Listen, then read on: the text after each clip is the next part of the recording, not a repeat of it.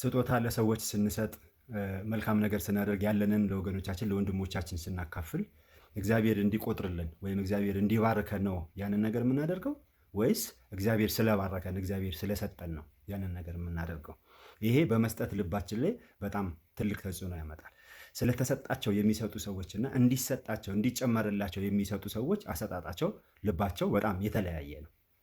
ስለተሰጠን የምንሰጥ ከሆነ ስለተባረከን ለሰዎች የምንሰጥ ከሆነ ሁል ጊዜም ቢሆን ደስታ የምናገኘው ያ ጉድለት ሲሞላ ለሌሎች አካፍለን ችግሩ ሲቀረፍ በማየት ነው ደስተኞች የምንሆነው። ለቤተ ክርስቲያንም ብንሰጥ ወንጌል ሲሮጥ ስናይ ወይም ደግሞ እዛ ያሉ አገልጋዮች ሲደጎሙ ስናይ ነው ደስ የሚለን እንጂ ያንን በማድረጋችን ምክንያት ገና አዲስ በረከት አንጠብቅም።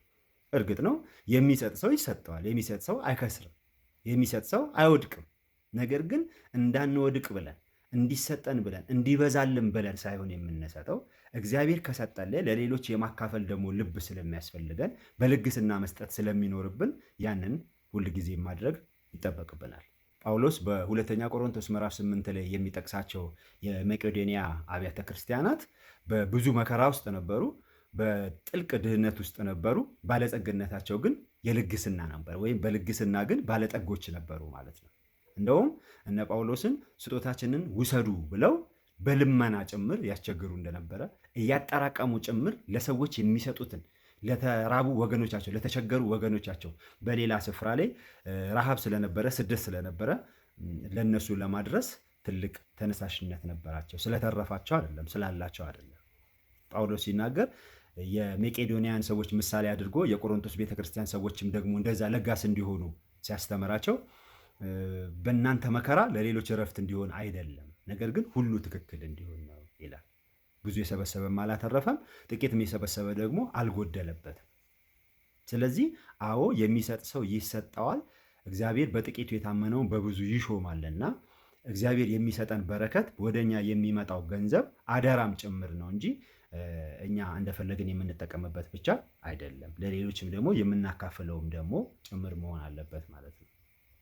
ያ ማለት በጥቂቱ ስንታመን በብዙ የመሾም ሌላ ብዙ አደራ ደግሞ እግዚአብሔር ይሰጠናል ማለት ነው እንጂ እግዚአብሔር የተትረፈረፈ ነገር እንዲሰጠን ወይም ደግሞ ለከት የሌለው ነገር እንዲሰጠን ትንሽ ነገር ለእግዚአብሔር እየሰጠን ከዛ ደግሞ ያ የበዛ እንዲመጣ የምናስብ ከሆነ ክርስቲያናዊ አሰጣጥ ወይም ደግሞ የተፈወሰ ጤናማ አሰጣጥ ነው ብዬ አላስብም።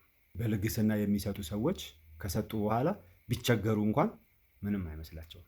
ጻድቅ በእምነት በሕይወት ይኖራል። ስለሰጠን አይደለም እግዚአብሔር የሚሰጠን። እንደዛ ማድረግን በጣም ትራንዛክሽናል ማድረግ የለብንም። መንፈሳዊውን ነገር ባንሰጥም እኮ እግዚአብሔር እየሰጠን ነው የምንኖረው። ባናካፍልም እኮ እግዚአብሔር እያካፈለን እግዚአብሔር እየባረከን ነው የምንኖረው። ይህንን ካወቅን ደግሞ ስለ ሌሎች ማሰብ ደግሞ መንፈሳዊነት ነው። ደግሞ መንፈሳዊነታችን ከሚለካባቸው ነገሮች መንፈሳዊነታችን ከሚገለጥባቸው ነገሮች አንዱ ምናልባትም ዋነኛው ለገንዘብ ያለን አመለካከት ነው።